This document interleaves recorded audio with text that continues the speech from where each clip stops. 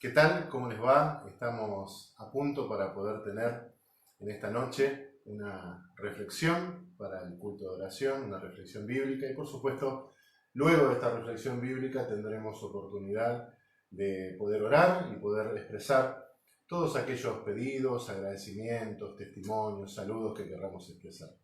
Para el canal de YouTube vamos a subir la predicación en forma completa, no así los pedidos de oración, pero para esta transmisión en vivo vamos a tener todos los pedidos de oración, los saludos, los agradecimientos, los testimonios que quisiéramos expresar. Así que vayamos conectándonos para poder participar de este culto de oración, de esta reflexión de oración de mitad de semana, donde traeremos a la reflexión un texto bíblico y vayamos entonces conectándonos, vayamos buscando también nuestras Biblias para poder seguir todo aquello que vamos a seguir desde la Biblia, desde la palabra de Dios. Así que vamos a considerar unos minutitos, tal vez no tantos minutitos, sino algunos segunditos para que todos empiecen a conectarse en esta reflexión de culto de oración en vivo. Pero que recuerden ustedes también después, para el que se lo perdió de alguna manera, va a estar en el canal de YouTube para poder compartirlo con más personas inclusive, o para poder rememorar algún pasaje de lo que se habló a partir de la reflexión bíblica. Así que estamos atentos para poder comenzar con una oración y para luego reflexionar en la palabra de Dios, que en este caso, para que ustedes vayan buscando en la Biblia, vamos a reflexionar en 2 o 3 versículos de allí del capítulo 3 de Filipenses, fundamentalmente en torno al versículo 14, pero podemos tocar algunos otros versículos, 13 sobre todo, 12 tal vez. Entre el 12 y el 14 vamos entonces a poder repasar en esta reflexión de culto de oración.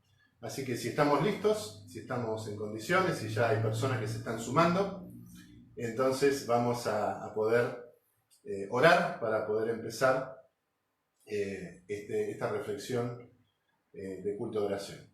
Oremos entonces todos juntos. Les invito a que inclinemos el rostro, cerremos nuestros ojos y podamos orar.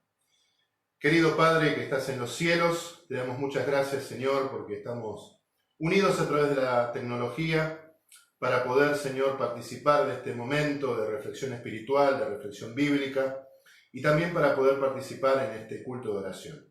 Queremos rogarte, Señor, que tú nos acompañes con tu Santo Espíritu, que perdones, Señor, nuestras faltas y pecados en la sangre de Jesús, y también, Padre, queremos pedirte, Señor, que tú puedas tomar todos aquellos pedidos que están en nuestro corazón y los puedas responder conforme a tu santa y divina voluntad.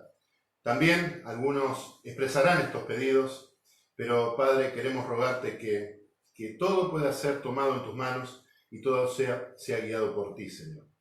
Ahora, Padre, que vamos a abrir tu palabra, ilumínanos.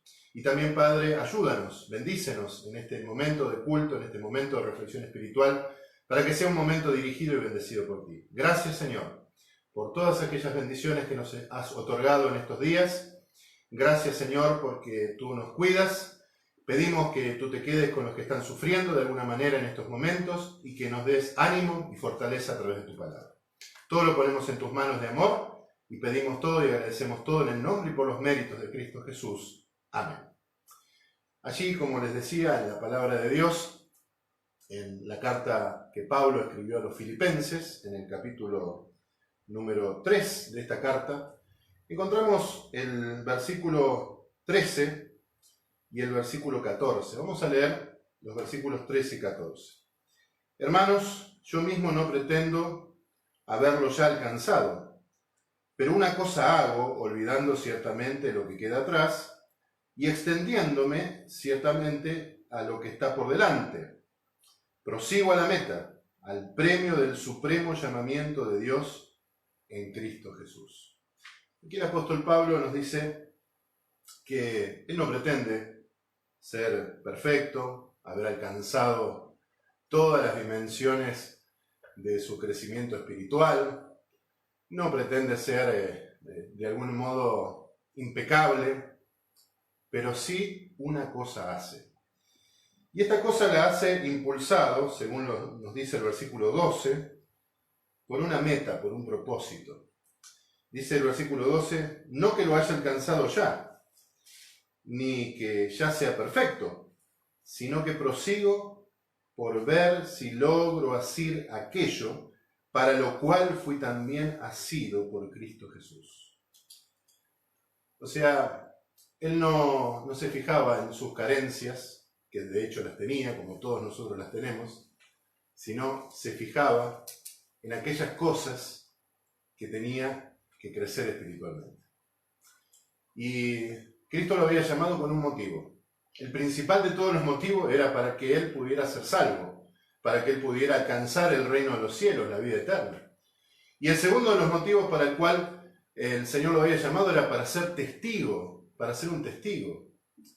Pero difícilmente nosotros podemos alcanzar una u otra meta sin que Cristo esté actuando en nuestro corazón y esté cambiando nuestra vida. Es muy difícil decir que estamos siendo candidatos al reino de los cielos si no estamos poniendo nuestra vida en las manos del Señor, si no estamos siendo guiados por Cristo, si el Espíritu Santo no transforma nuestro carácter, si el Espíritu Santo no hace una diferencia en nuestra vida a lo largo del tiempo.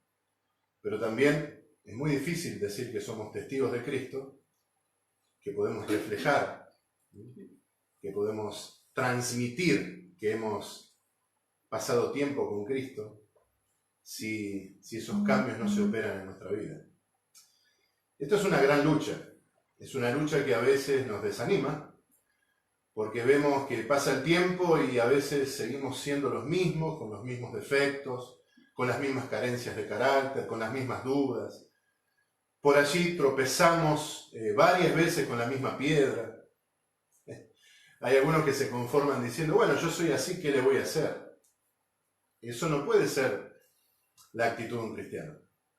Porque, como dice bien el apóstol Pablo aquí en el versículo 12, no que lo haya alcanzado ya, ni que ya sea perfecto, sino que prosigo por ver si logro asir aquello para lo cual fui también asido por Cristo Jesús. En otras palabras, y traduciendo un poco este castellano, ¿no? A ver si logro agarrar aquello por lo cual he sido agarrado también por Cristo Jesús. A ver si logro tomar aquello. ¿Y qué es aquello? Bueno, aquello es todo lo que tiene que ver con mi vida espiritual. Mi fe, mi paciencia, mi dependencia de Dios, por supuesto. Mi convicción de que las promesas de Dios no fallan. Mi deseo de que Dios me fortalezca todos los días. Que Dios pueda quitar el orgullo de mi vida. Que Dios pueda convertirme en alguien humilde. Todo eso es lo que Cristo quiere para mi vida, todo eso es lo que tengo que tomar, lo que tengo que agarrar, por lo cual también fui tomado, por lo cual también fui arrebatado, como un tizón del fuego, por Cristo. Ahora, dice el versículo 13, otra vez, hermanos, yo mismo no pretendo haberlo ya alcanzado. El único ejemplo que tenemos de fe, de dependencia, de superación, de transformación, no es nadie que nos rodee físicamente, humanamente hablando, sino que el único ejemplo es Cristo.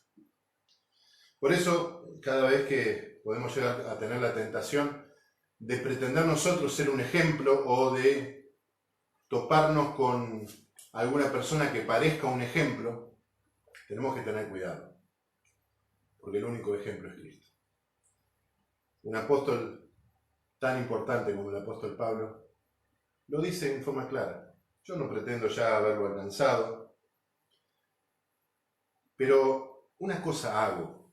Entonces, Pablo no se quedaba en la negligencia de no intentarlo.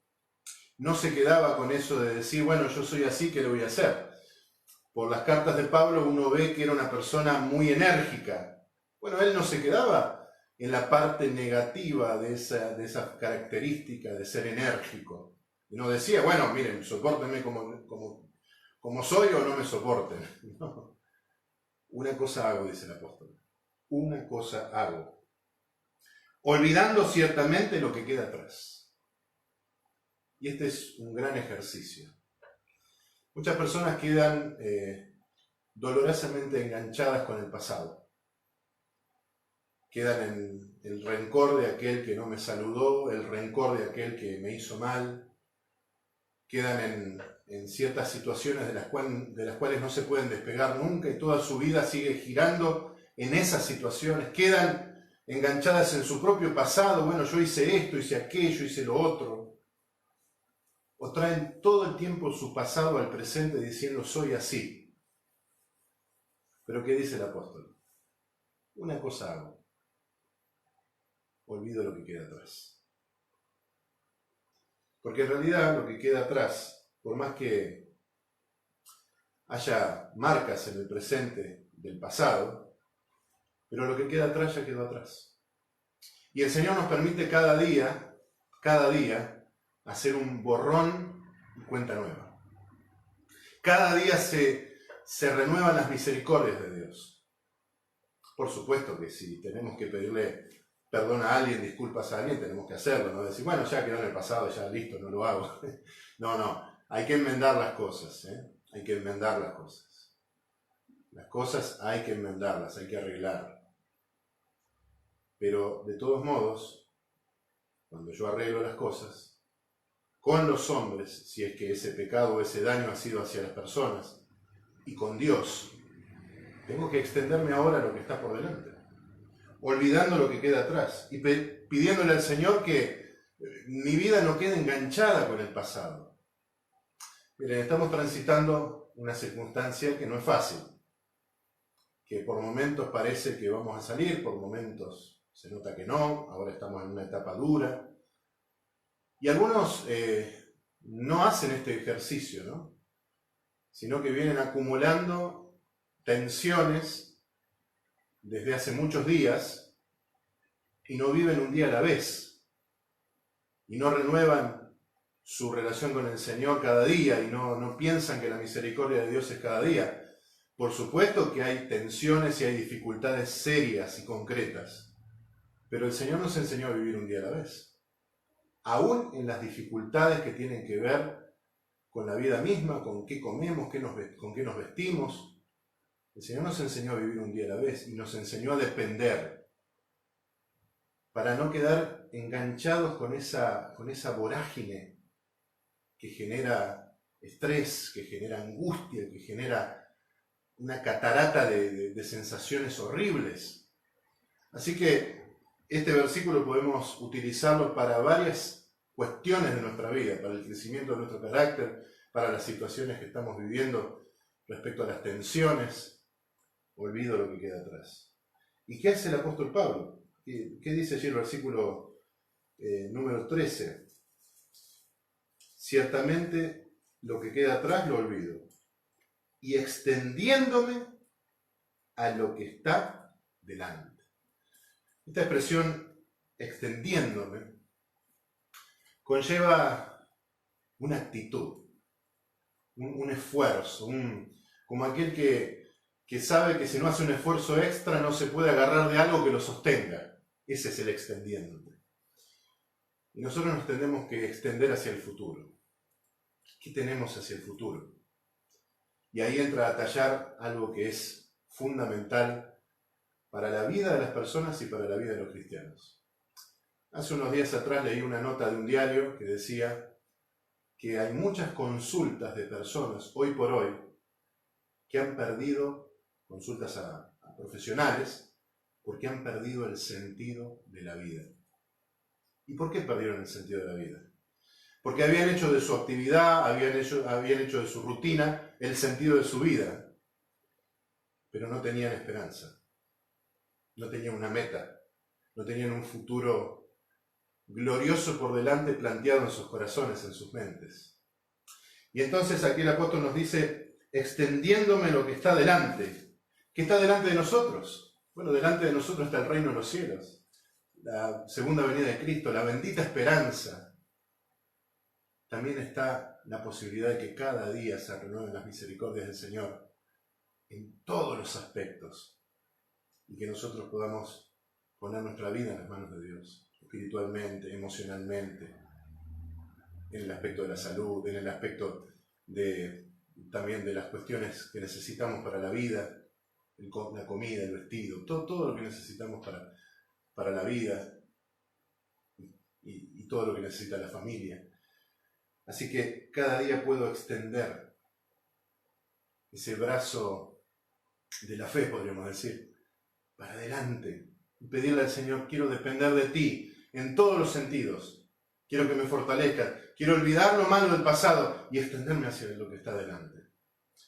Versículo 14 dice: prosigo a la meta, prosigo a la meta. Miren, las cosas son muy diferentes cuando hay un objetivo. Cuando uno no tiene objetivos, no tiene una hoja de ruta, entonces las cosas se tornan hacia la incertidumbre, hacia la rutina, o hacia el agobio, o hacia la sinrazón. Pero cuando uno tiene una hoja de ruta, cuando uno tiene una meta, un objetivo, entonces las cosas se vuelven más sencillas de entender. Nosotros sabemos, ahí, sin ir más lejos, Mateo 24 es clarísimo en ese aspecto, que en estos momentos de la historia humana íbamos a tener que vivir situaciones de crisis, de diferente calibre, de diferente ángulo, por diferentes cuestiones. A veces se mezclan varias cuestiones, pero los cristianos no estamos ajenos a esta información de que la crisis es algo que se va a dar y que se tenía que dar y que se va a dar con más agudeza a medida que vamos avanzando hacia la venida de Cristo. Por lo tanto, sabemos que estas cosas iban a suceder, pero también sabemos que hay una meta, que hay un objetivo. Y ese objetivo maravilloso y esa meta maravillosa, que no es ni más ni menos que la segunda venida de Cristo, que la vuelta de nuestro Señor Jesucristo, que el retorno de Cristo, ese objetivo y esa meta tan maravillosa nos da esperanza. Y es la bendita esperanza. Se constituye en la bendita esperanza. Entonces, ¿qué tengo que hacer yo? Perseverar. Dice aquel texto bíblico: el que persevere hasta el fin, ese será salvo. Perseverar con la ayuda de Dios, tomado de la mano de Dios, dependiendo del Señor. No creyendo que ya lo alcancé, ni que yo soy un ejemplo, ni que soy tan fuerte que puedo superar cualquier prueba. No, teniendo un sentido de dependencia del Señor y poniéndome en las manos del Señor en manera absoluta todos los días. ¿Y en qué aspecto? En todos los aspectos. Por eso dice el versículo 14: prosigo a la meta, al premio del supremo llamamiento de Dios en Cristo Jesús. El Señor Jesucristo ha abierto un camino. Ese es el camino de la vida, el camino de la salvación, el camino de la esperanza, el camino de la transformación definitiva, el camino de la solución definitiva. Por eso allá en Apocalipsis dice: no va a haber más llanto, ni clamor, ni dolor, ni muerte, porque todo habrá pasado, todo se habrá solucionado. En este mundo, hoy, en la situación que nos toca transitar, tenemos la oportunidad de tener esa fortaleza, esa ayuda. Alguien alguna vez tuvo un sueño, y en ese sueño se veía al pueblo de Dios transitar por una montaña. Y ustedes saben cómo son, bueno, a lo mejor algunos no, pero algunos de ustedes sabrán cómo son los caminos de montaña, no son sencillos. Y este camino de montaña se hacía a medida que avanzaba hacia la cumbre, hacia la cima de la montaña, se hacía cada vez más estrecho, más difícil de transitar. Pero del cielo venía como una especie de soga, ¿no? Una especie de cuerda. Y a medida que el pueblo de Dios subía y el camino se hacía cada vez más estrecho y sus pies con dificultad podían avanzar, la soga se hacía más fuerte, más gruesa, más fácil de tomar con las manos, y era la ayuda que venía del cielo. El pueblo de Dios, a medida que vaya transitando este camino hacia la venida de Cristo, va a tener menos seguridades propias, pero muchas más seguridades en Cristo. Por eso es importante que dependamos. Es importante, como dice el apóstol Pablo, hacer una cosa. Ciertamente dejar lo malo del pasado y extendernos a lo que está delante, a esa meta. ¿Y cómo se logra esto? Un día a la vez. Cada día son renovadas las misericordias de Dios. Cada día tenemos que poner nuestra vida en las manos de Cristo. Yo quisiera leer una cita que comenta este pasaje. Es una cita es